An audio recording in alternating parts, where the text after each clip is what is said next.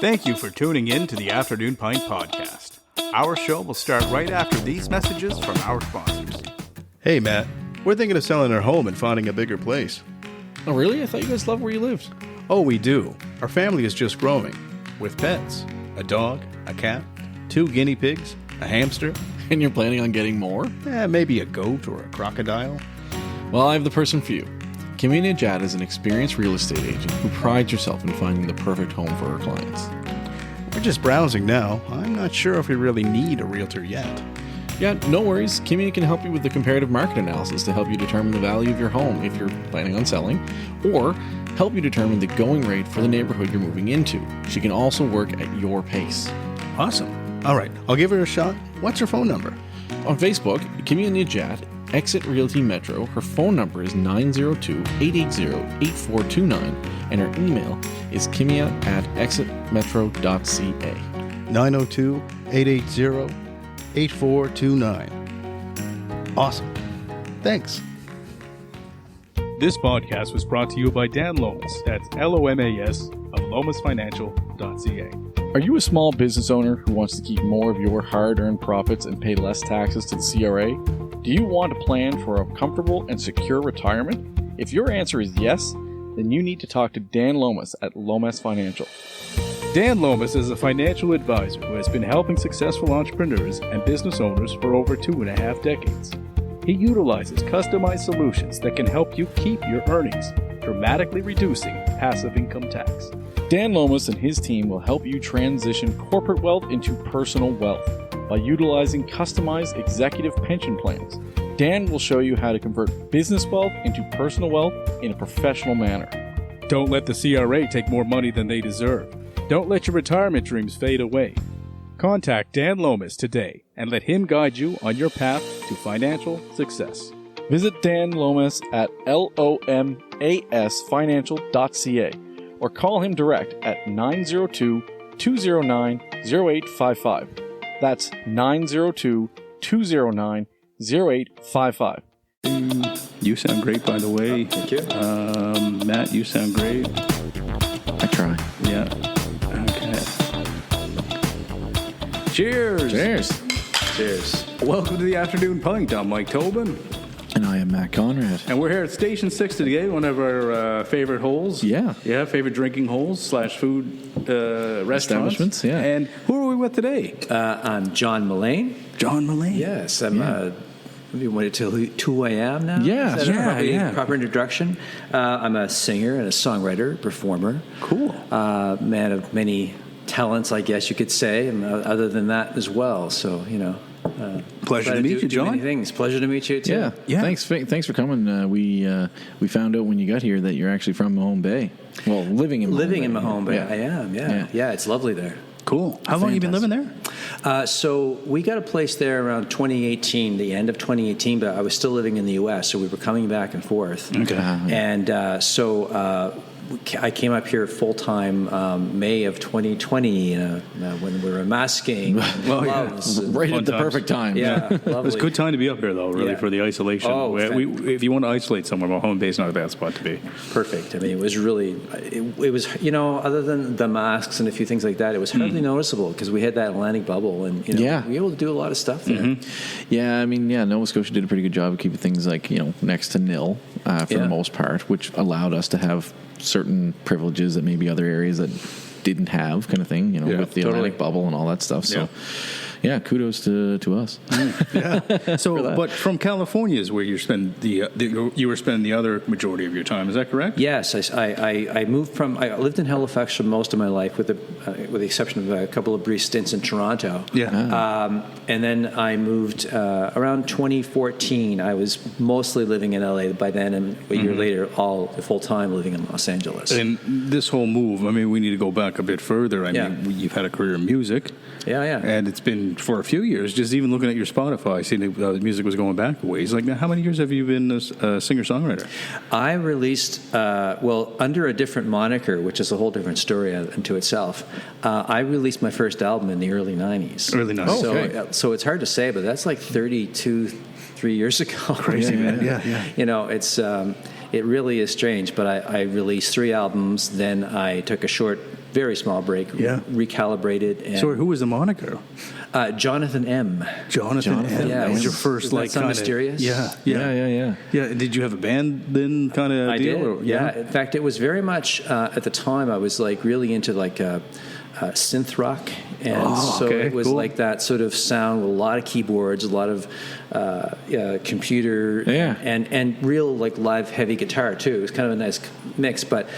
Unfortunately, at the time when I first came out, it was like everything went to roots rock, and then everything went to grunge. Yeah. It all comes back around. Synth rock's back, or it's made a huge resurgence. Like I actually was just making a playlist the other week. It's called White Sports Jacket, and that was just my ironic joke on the synth music of the '80s and such, right? But if I'm going through the playlist now, my partner Andrea, she was really digging a few of the songs, right? You know, and so that's White cool, Sports Jacket. White Sports Jacket. I just thought it'd be a fun name for a playlist. That's a great name for a band. White Sports Jacket. You just gave it away to everybody. Whatever. Someone take it and give us credit, man. There you go. Cheers to you. I'll stir it up. John John, bring it back, man. John M is going to make his triumphant return. Oh, that'd be beautiful. White Sports Jacket featuring Jonathan M. There you go. Yeah. Dope. Yeah. I like that. So the moniker thing. Why did you create a moniker back in the '90s? Just curious. Well, I didn't. I mean, it sounds very pretentious, but I was in a cover band, and we were doing at the time. We were the first band that used like MIDI, and we even had a MIDI light show, and which if people don't know what MIDI is, it's a computerized sort of it's sequencing that turns things on and off and to notes and music, and also it can do electronics. So we had a lot of sequencing and light shows and stuff based on our MIDI. So we were in this kind of Duran Duran style band, right? Cool. For lack of a better term. Yeah. And I was thinking very 80s style. Yeah. So it was like late 80s, and I was, still in school or something. I don't know, but I think that it was an agent that came into the rehearsal space, and he was going to book us. It was before we even came out, and he goes, "I'm going to say you're Jonathan M. You're going to be Jonathan M. In front of this band called, I think it was Now Voyageur. I think that was the name of the band." And they just stopped it at M.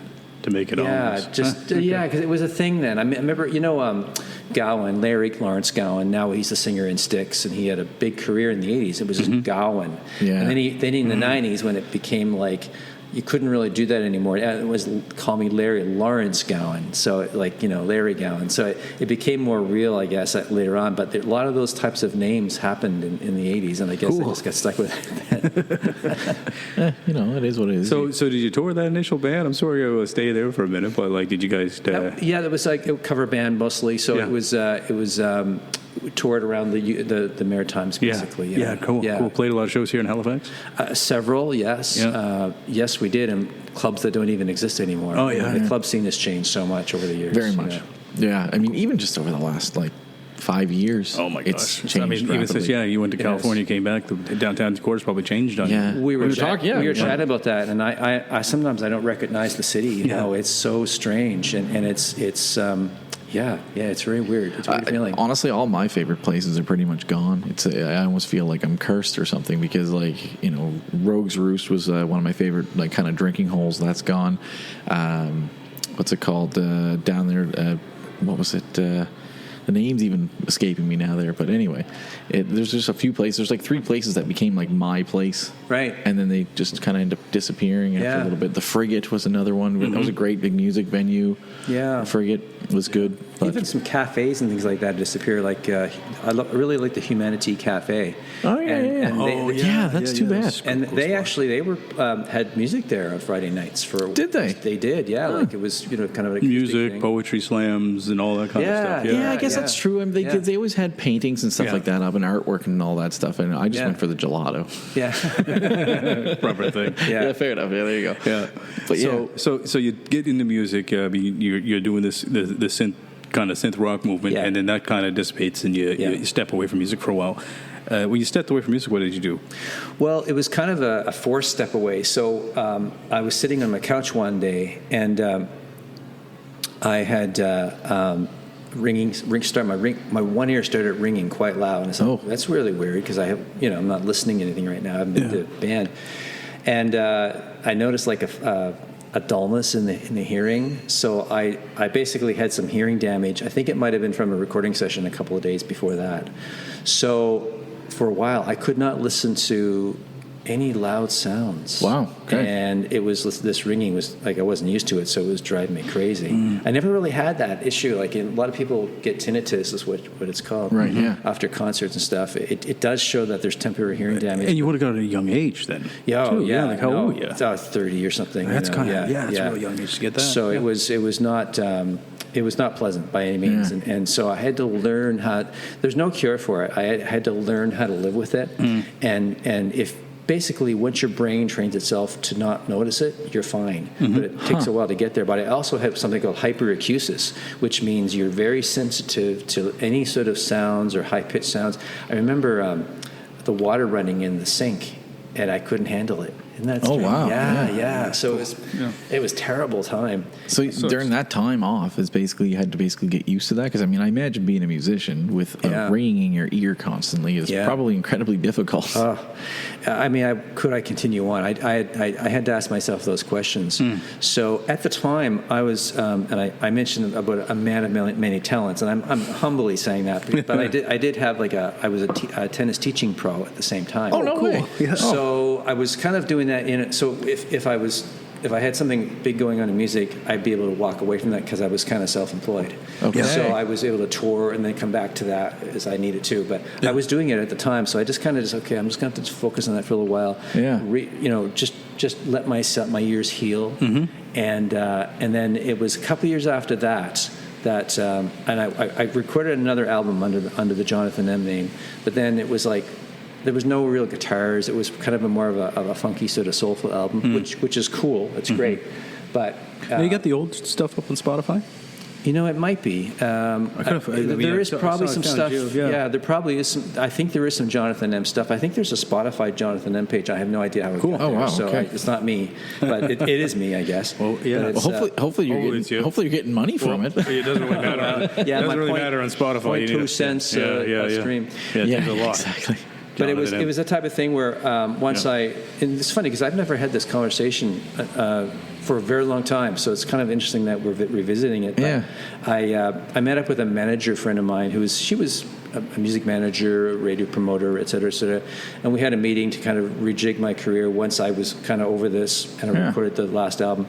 And she said, why don't you just go use your real name, John Mullane? And it's more relatable. People will relate to it. It's not the 80s anymore, or even early 90s. So it's, yeah, you're right. Let's just do this. And so that's how it evolved, basically. Right. It's just kind of a maturity thing. Yeah. In a sense. Yeah. Totally. Yeah. Yeah. So you started again now, and now so you get back, and what prompted you to kind of get back into music after taking the hiatus and going to California? Because that's kind of interesting. Well, that was a few years later. After that, I was back into it big time then. But I'd say that it was just in me. It was like you ask yourself those questions of what you're going to be doing and all that sort of thing. Right. What's my purpose in life? Those existential crisis that we go through every once in a while. Yeah. And I was like, there's a calling for me to do this, Right. I just have to find a way to get back to it, and I did. And now, did you always have a passion about California? Because I did as a kid, eh? I did. Like, honest to God, my dad told me this story about me when I was really young. I was like, when I grow up, Dad, I want to go to California. I'm like, and he's like, why? I'm like, because all the great songs are about California. Right? Yeah, and you probably just wanted to hang out with Tupac or something like that. Probably a good thing you didn't. No. Yeah, probably would have ended well. Yeah. But yeah, there was certainly a time, and I was a full-grown adult by the time I got to California. I think in my 30s with the girlfriend I'm with currently of 9 years, right? Yeah. Like, she was the first time I went there. We just went to San Francisco and stuff. Oh, nice, yeah. But man, like, what a spot. Did you like it? I loved it. Yeah. Loved it as a tourist. Yeah. Right? But my brain started thinking about how fortunate I was here as well, right? Because I've lived in other places in Canada, and there's something about Nova Scotia that, to me, is... There's a lot of similarities to Nova Scotia and Northern California. Okay. This is like Carmel. The coastline is almost identical. Yeah. It's got that sort of same sort of vibe. It's a little bit lower key. Cool. LA's a big city. Right. Yes. I found out the hard Monster. way that it's not close to the water. You actually have to go to Santa Monica and Venice to go to the water. Well, Okay. I mean, it looks close, but when you deal with all those people and that traffic, massive. It shouldn't take long to get there from, say, Northern Hollywood or whatever, North Hollywood, but it's one of the places I live. But so did you move to California, sorry, because you wanted, you felt like you felt like this was going to give you kind of the inspiration you needed to kind of get the music going again? Or No, I actually that's a very good question. I have a couple of multi-pronged answers for that. Sure. I'm going to date myself here, but when my sister, she's quite a bit older than me, but she loved the Beach Boys. So when I was like 4, I was 5, I was listening to the Beach Boys. I loved it, but I didn't want to recreate the Beach Boys as my music career. So, but I always loved those summer songs. Yeah, right. Surfing USA, all that stuff. Yeah. And as you know, I've got a summer single. We could chat about later, but this whole will lead to this. But I always thought, I want to go to California. I got to go to California. It wasn't until years later when I had a song called "My New American Girl," which was on my album Shine. Go to number 32 on Billboard in the U.S., which is a big That's thing. a big deal. For an independent artist, it is. Yeah. So that opened the door for me to go down there, and once I went down there, I realized I need to be here. Paul, are you still with this American Girl?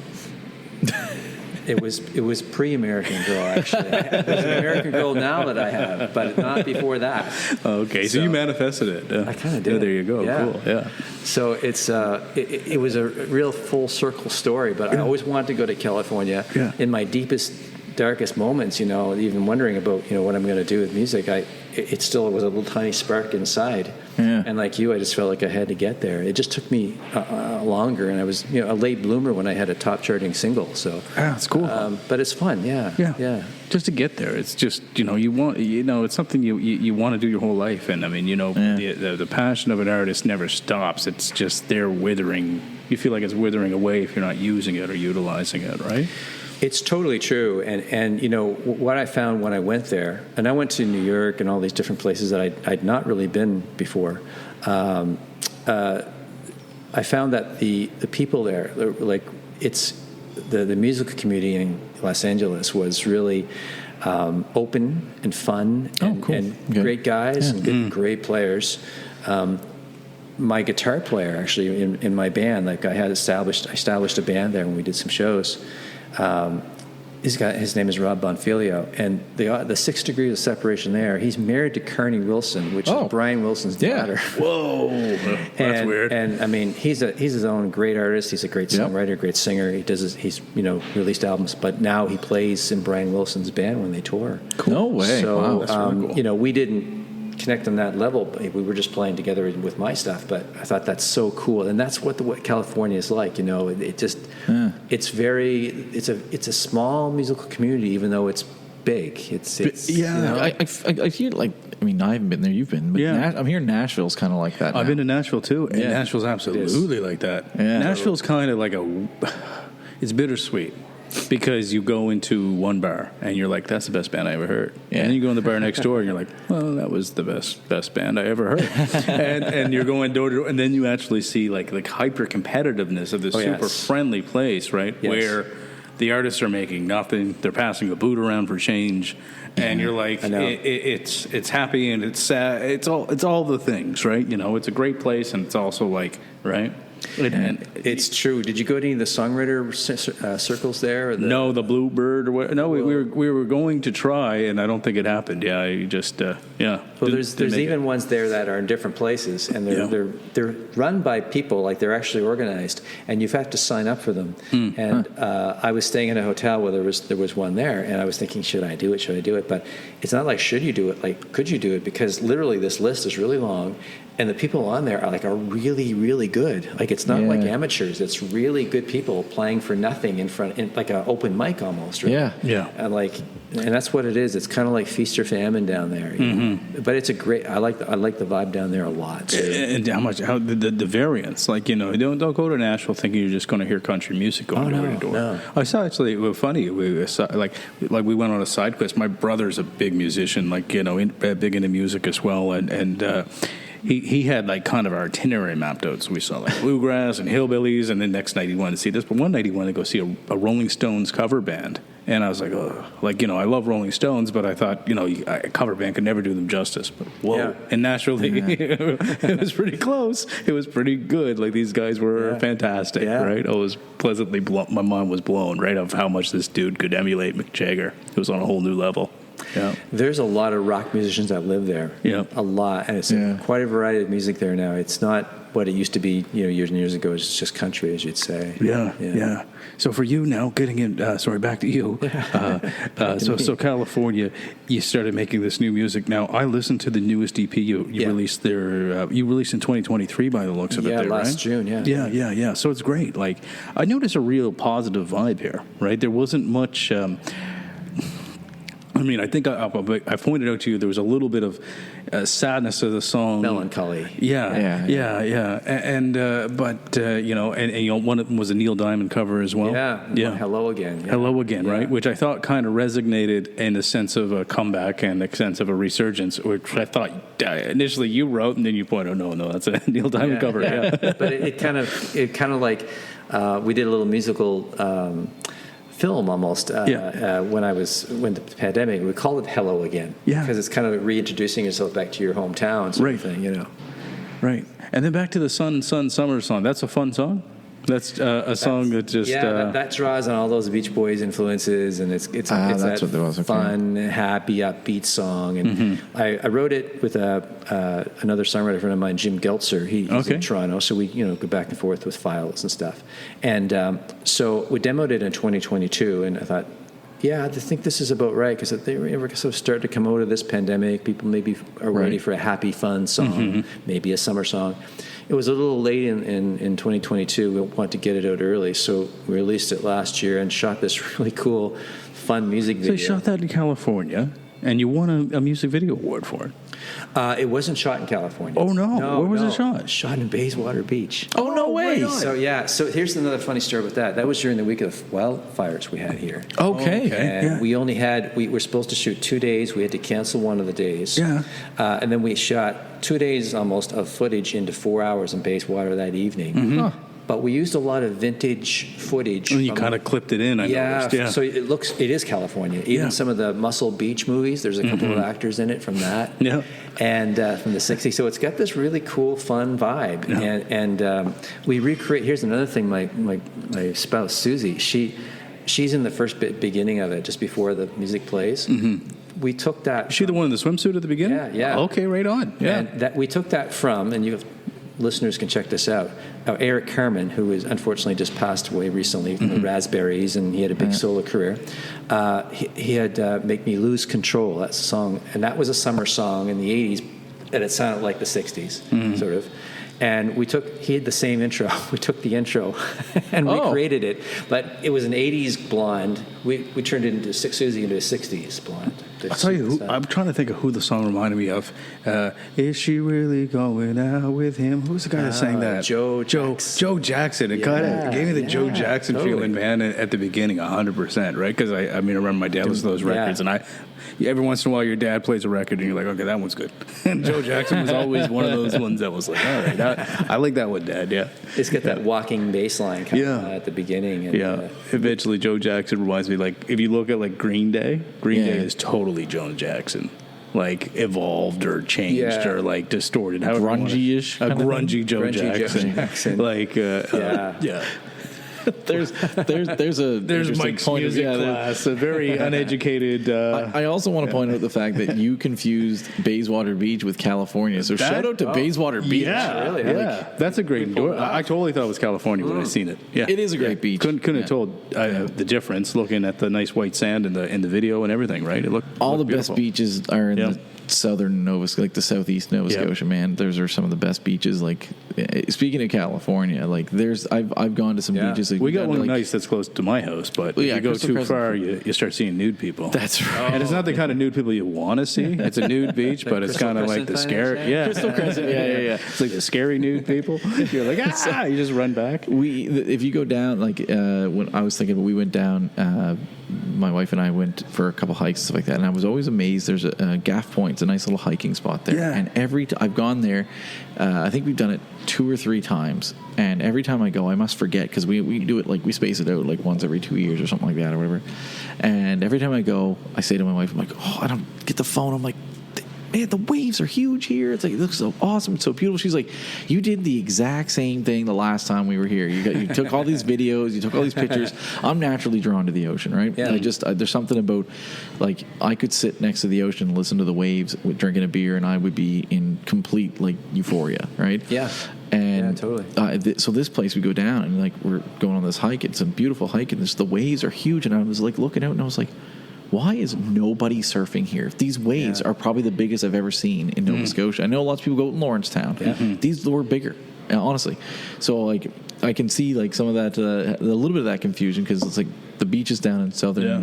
Well, Martinique, the water's just not as warm. White sand and beautiful too could be easily confused, right? There's a lot of nice beaches in Nova Scotia, man. Well, I think that kind of pays tribute to Nova Scotia, like you're saying earlier. Like, we have great beaches and we have great scenery. So it's got nothing on California. I've been in California. The beaches are bigger there, some of them, and really big, but there's a lot more people there too. So I think that, the fact that Bayswater, we made it look like that vibe. Yeah. That's really cool, I think. I'm very proud of that. Unfortunately, it's only for like 2 months of the year. Well, maybe three. For three. We're getting a heat wave this week. And Thanks to global warming, we might get an extra month in there. But I'm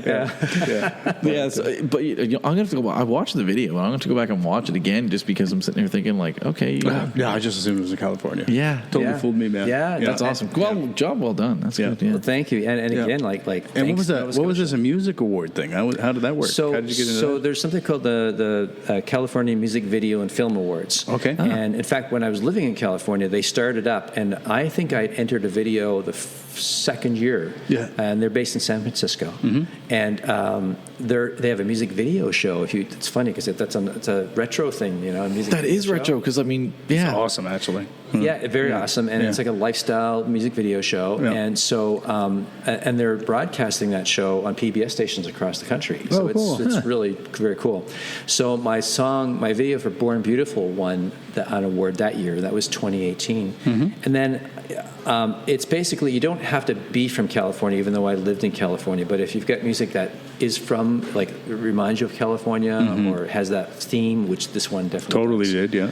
And the fact that I was a former resident and award winner, I was, I thought, well, let's try it. Let's put this in there. And I was a little surprised, but they won the award, and I was very, very happy. So you've won that. Twice then. I've won 2 awards. There you go. Yes.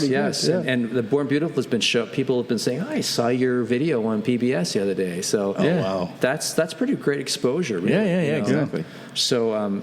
I mean, it's no afternoon pint exposure, but I mean, Oh, yeah. Yeah, well, hey. First things first, man. That's right. We're going to your backyard here, Yeah, exactly. Yeah, that's awesome, man. So like, what's next? Well, so it's funny because we're talking right now. I'm relaunching the summer single and video on Thursday the 20th, because the 20th is the first day of summer. Oh, okay. That's right. 21st is the traditional one, but it's the summer salsa. So those 2 days is kind of doing a relaunch and just doing a lot of promotion for the single and talking about it and that sort of thing. I've got some summer concerts coming up. Oh, like what? I'm playing at Quispamsis, New Brunswick. Beautiful spot. Canada Day. Yeah, love it up there. And then I'm playing in Port Hawkesbury at Granville Green Concert Series on July 14th. And then Avon River Days has come back in a big way in Windsor. And so I'm playing there on August 3rd with Matt Minglewood, actually. Oh, cool. Yeah, Very cool. Yeah. That's awesome. So, So, will we be allowed to play a bit of the song here at the end of the show? yeah, absolutely. Awesome. I'd love you So to, yeah. tune in, Yeah. We'll definitely put a clip up so you can hear it, or we'll put up the whole thing depending on what you approve. Yeah. I'm cool with the whole thing. All man. right, Let's we're going to get hear it the out whole there. thing at the end of this Yeah. episode. Yeah, Done. we'll put it on there and just add it on. And people can listen to it, kind of thing. Yeah. 100%. We try to support local artists as much as we can. Yeah, we've had a couple great ones on here. We've had a couple. I've on heard here. about that. Yeah, it's fantastic. Yeah. We bounce around entrepreneurs. An artist is an entrepreneur in its truest form. It is. Right. I was having a conversation similar to this with another radio promoter that I know. Yeah. How much radio has changed, and she's saying, well, they've corporatized so much, and artists, unless you're almost like an elite major label, very large artist, mainstream radio, whatever that is now, will not play anything other than that. But now the community radio has come back in a big way. and community radio and live shows too. Live shows, but and this too, the podcasts. I think the podcast this is the platform's huge. grassroots stuff, right? This is what they did in the 50s, and they went in and talked in the studio to the DJs. That's right. Yeah. Right. So I see that role Right. the same thing, really. Yeah, and this is like you actually get to know somebody here if I sit down with you for 30 minutes instead of going for 2 minutes on a CTV spot. No offense to CTV or anybody, but you know what I mean. No, it's just exactly. so quick you forget about it because and then the next story about murder Puppies happens or something. Yeah. Puppies and murder. I went with puppies. You went with murder. I'm a little darker than you. If anybody wanted a glimpse into our personalities, Puppies and murder. That's going to be our new nighttime podcast after Puppies and Murder. Oh, funny. oh man, yeah. So, but I agree with you honestly because even though you get a bigger audience with like CTV, you're on there for like 5 minutes and then the next thing's on and then you're on and away you go. Yeah. The beauty about this now is, as opposed to say when I first started, I could go into like a local radio station, say like in Amherst or something like that, right? They had their audience, but it was just that audience. Yeah. Right. Here, you guys can be heard worldwide through, And we are. We are. That's the cool thing about it. It's we're global now, so there's nothing too small to do anymore. Yeah. It's no such thing as too small because it potentially could have a huge reach. It is cool. I mean, like I think we're up to 39 countries is actually what tune in. Yeah. Not that we get like a ton of hits. Or 39 convincing VPNs. Yeah, or 39 very convincing. That's what I always say. Like you never know where these people are from. Yeah, really. But that being said, even though it's true, we could have that. I mean, that being said, though, our top four, like it's Canada number one, obviously, and then United States, but then it's like Mexico and Argentina. Yeah, right. Which is like our two, which is number 3 and number 4. Yeah. So it's like Germany pops up quite a bit. Germany pops See up Russia quite a bit every now and then, right? So that's cool. I hope everybody listens. Yeah. So, you know, we get some listens in different spots, which is kind of cool. It's interesting that I actually often think about the story behind that person who is listening to us from there. It's like, is that somebody who's like, it's just some fat guy drunk in his toilet, like on a VPN? Yeah. No, but I'm just wondering if it's like, I wonder if it's like, is that English people who are just traveling and they're just whatever? Sure. Or is like, do we actually have people who listen to our show? I sincerely Argentina? hope that nobody's learning English from me. Oh, Or you're going to come here with the Funny little accent there too. Going I have a little bit of a dialect going. Yeah. I'm not even sure what it is myself. Yeah. But Dartmouth. But that's the cool thing about it. You just don't know, but it's being heard, and that's the key. That's the main thing, man. Yeah. No, I mean this was fantastic. I mean it was lovely meeting you and lovely having Thank a you. chat. And John Mullane. Yeah. Mullane. Mullane. Perfect. Yes. Check out the new album. It's called California. California. Yeah, that's like we right, talked man. about, We yeah. know this. California. It is a little bit about California, a lot about love, I'd say. Yeah. You like that? I think there we so. go. Yeah. All right. Yeah. So the opposite EP's of out now. the Red That's Hot about Chili 4 Peppers, songs. which is a little about love and a lot about California. Yeah. But anyways, no, it's a nice album. There's a lot of feel-good vibes in it. I hope people do check it out. And one more cheers to you, my friend. Thank you, man. Very nice meeting you. Great pleasure. Cheers. Thanks, guys.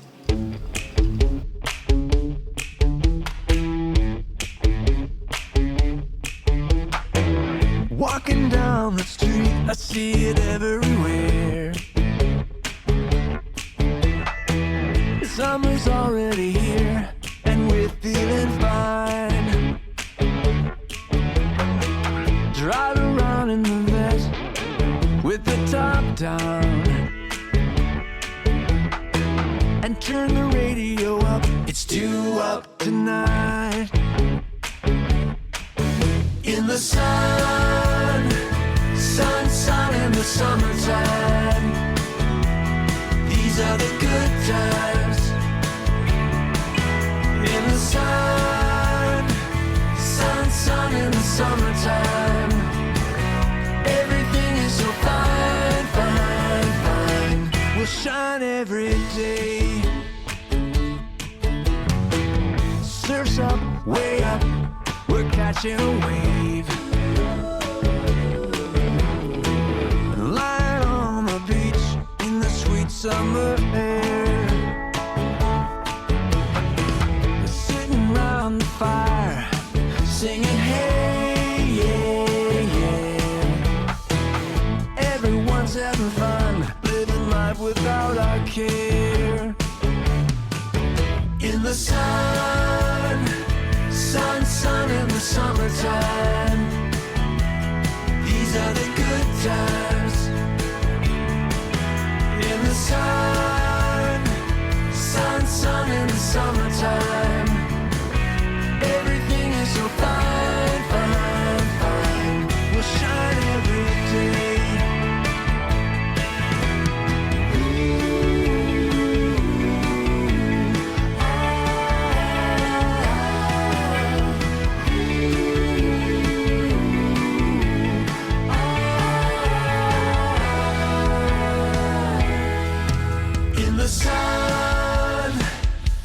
Sun in the summertime. Everything is so fine, fine, fine. We'll shine every day. Sun, sun in the summertime. These are the good times. In the sun, sun, sun in the summertime. And everything is so fine.